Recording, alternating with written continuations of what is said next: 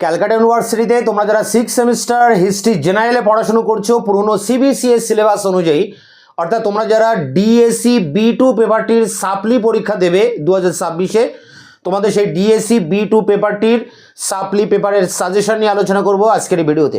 তোমাদের পরীক্ষা একেবারে সামনে চলে এসেছে, তাই এই লাস্ট মিনিট সাজেশনে যে প্রশ্নগুলো আমি রেখেছি প্রত্যেকটা ইম্পর্টেন্ট প্রশ্ন।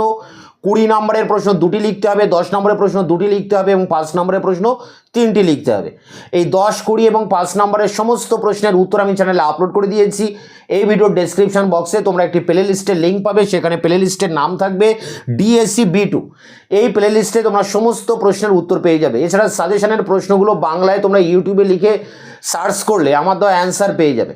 তা দেখো, এখন অন স্ক্রিনে আমরা সাজেশনটা একবার দেখে নেব যে ডিএসসি B2-র যে সাপ্লি পেপার সিবিসিএস সিলেবাস অনুযায়ী সেই সাপ্লি সাজেশনটা 2026-এর সাজেশনটা কী রয়েছে, যে জায়গা থেকে তোমরা খাতায় নোট ডাউন করবে। Calcutta university 6 semester history general CBCS সিলেবাসে ডিএসসি B2 লাস্ট মিনিট সাপ্লি সাজেশন 2026 গ্রুপ সি, যেখানে 20 নম্বরের প্রশ্ন 2টি লিখতে হবে, 4টি প্রশ্ন পরীক্ষায় আসে। তার জন্য তোমরা 6 থেকে 7টি প্রশ্ন দেখবে। প্রথম প্রশ্ন, ইতালির মানবতাবাদ। পরটি সামন্ততন্ত্রের পতনে আভ্যন্তরীণ ও বাহ্যিক কারণ বা যুগ সন্ধিক্ষণ বিতর্ক। পরটি ধর্ম সংস্কার আন্দোলনে মার্টিন লুথারের অবদান।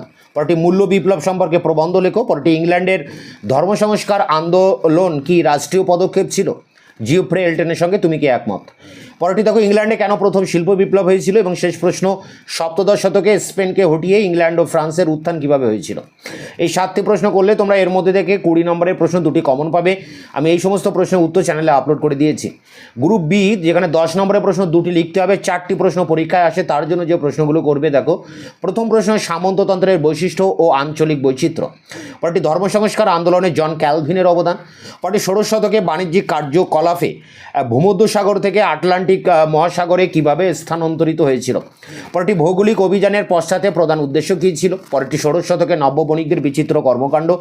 এবং শেষ প্রশ্ন, বিজ্ঞান বিপ্লব কতটা বৈপ্লবিক ছিল? এখানে 6টি প্রশ্ন রয়েছে।